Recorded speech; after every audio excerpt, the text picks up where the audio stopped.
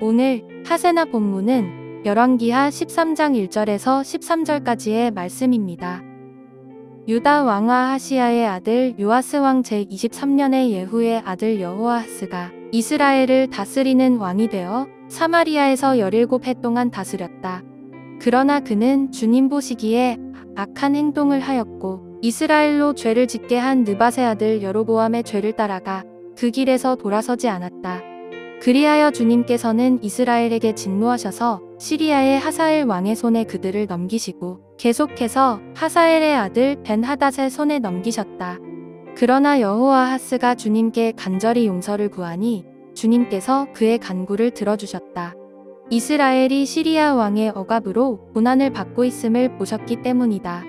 그래서 주님께서는 이스라엘의 구원자를 보내어 시리아의 손에서부터 벗어나게 하셨고 이스라엘 자손은 예전처럼 그들의 장막에서 편안하게 살았다. 그럼에도 이스라엘 자손은 이스라엘로 죄를 짓게 한 여로보암 가문의 죄로부터 돌아서지 않고 여전히 그 길을 그대로 걸으며 사마리아에는 아세라 목상까지도 그냥 세워두었다. 시리아 왕이 여호아하스의 군대를 공격하여 타작 마당에 먼지같이 만들었기 때문에 여호아하스에게는 겨우 기마병 50명과 병거 10대와 보병 10,000명만이 남았다.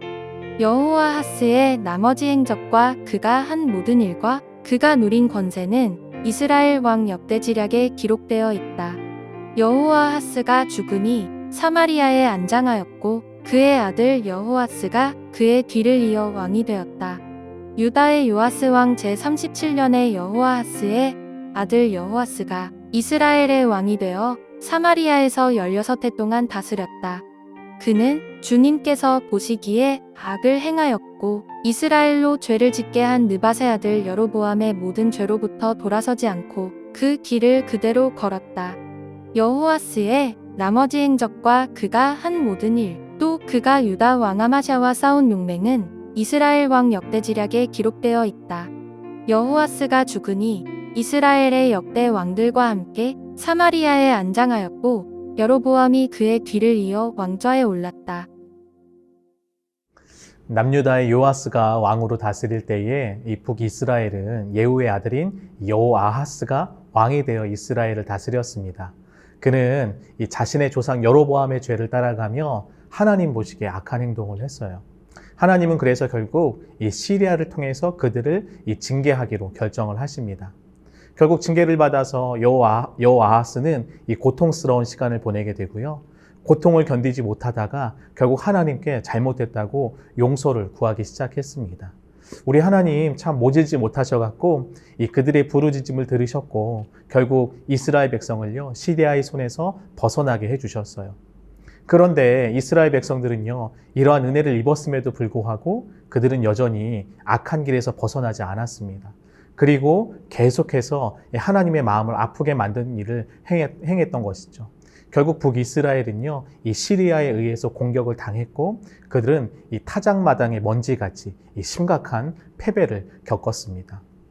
그렇게 역사의 뒤안길로 사라지게 된 여호아하스를 이어서 이제 그의 아들 여호아스가 이 북이스라엘의 왕이 되었어요. 그러나 그도 이 아버지와 같이 하나님 보시기에 악한 길에서 벗어나지 않았습니다. 저는 오늘 말씀을 보면서 이 사사기 시대의 모습이 떠올랐어요. 이 사사기에서 이스라엘 백성의 삶은 이 반복되는 패턴을 보여주는데요. 특별히 이스라엘 백성이 하나님의 은혜로 이 약속의 땅에 들어갔지만 그들은 하나님의 말씀을 불순종하고 은혜를 망각한 채 어떻게 하냐면 죄악 가운데 살아갑니다. 결국 이스라엘 백성은요 하나님의 징계를 받아서 이 고통스러운 삶을 살아가게 돼요. 그런데 고통 가운데 너무 힘들고 어렵다 보니까 그들이 어떻게 하냐면 하나님께 막 부르짖습니다. 살려달라고, 자기들이 잘못했다고 이 고통 속에서 구해달라고 하나님께 외칩니다. 그러자 자비가 풍성하신 하나님이 어떻게 하시죠? 이들의 부르짖음을 들으세요. 그리고 이 사사를 통해 이들을 구원을 하시죠. 그러나 이러한 은혜를 받았음에도 불구하고 이스라엘 백성들은요 또다시 하나님의 길에서 벗어나 악한 길로 걸어가게 됩니다. 이러한 잘못된 삶의 패턴이 이 사사기에서 계속해서 반복해서 등장을 하는 것을 볼 수 있는데요. 그런데 오늘 여호아하스도 이 비슷한 패턴을 보여주고 있어요. 하나님의 백성으로서 주의 길을 걸어가야 함에도 불구하고 그들은 하나님의 뜻을 거부하고 자신들이 원하는 삶을 살아가고자 했습니다.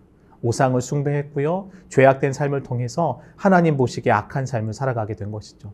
결국 하나님은 이 시리아를 통해서 그들을 징계하시자 그들은 이 고통스러운 삶을 살아가게 되었고 하나님께 용서를 구했습니다.